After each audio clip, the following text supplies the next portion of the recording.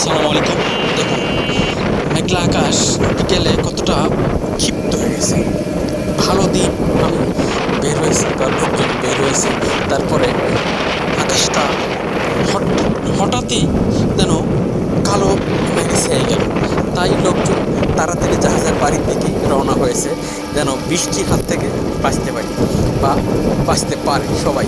এজন্য ভ্যান গাড়িটাও জোরে তার পাওয়ার যতটুকু আছে ততটুকু দিয়েই চালানো শুরু করছে, কিন্তু তারপরেও রাস্তা যেন শেষ হচ্ছে না। এটাই বলে যে বিপদের রাস্তা যেন কখনো শেষ হতে চায় না। তাই যত তাড়াতাড়ি আমরা যাই না কেন, মানে বৃষ্টি হয়তো বা ধরে ফেলবে, যাই না, বৃষ্টি রাস্তার মাঝখানে ধরে ফেললে কি লোকজন যাওয়া শুরু করছে। আমি ক্যামেরায় ধরছি, লোকজন পিছনে ফিরে বারবার তাকিয়ে দেখতেছে যে আমি কি করতেছি, কিন্তু তারাও ভাবতেছে হয়তো বা এটা ভিডিও করতেছি।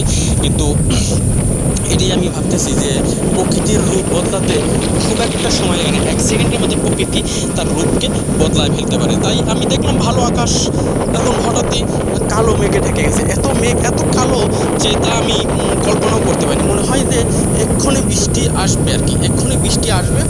তাই আমি তাড়াতাড়ি দৌড়ে পারতেছি না, ভ্যান দিয়ে যেতেছি, লোকজন দৌড়ে যার বাড়ির দিকে চলে যাচ্ছে আর কি।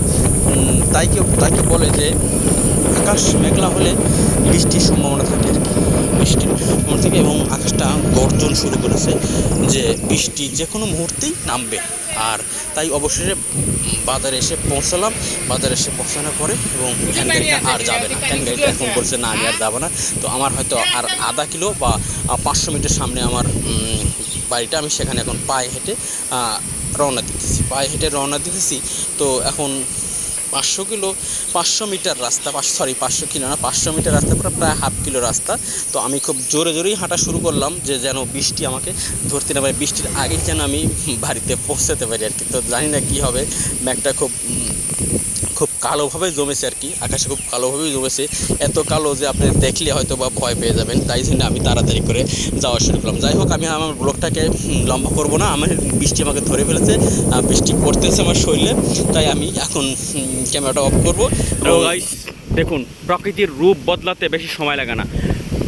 সুন্দর মেঘলা আকাশ বা একদম কালো মেঘে ঢেকে গেছে, হয়তো যে কোনো মুহূর্তে বৃষ্টি ঝড় শুরু হবে। তাই যারা পারতেছে ঝড়ের কবলে থেকে বাঁচার জন্য তাড়াতাড়ি বাড়ির দিকে ছুটে যাচ্ছে। তাই আমিও যাওয়া শুরু করলাম এবং বৃষ্টি নামা শুরু হয়ে গেছে।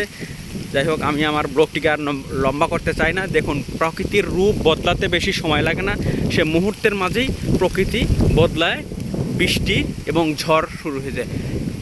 আকাশটা একদম কালো মেঘে ঢেকে গেছে, একদম কালো মেঘ, যা বোঝার মতো অবস্থায় নেই। ধন্যবাদ।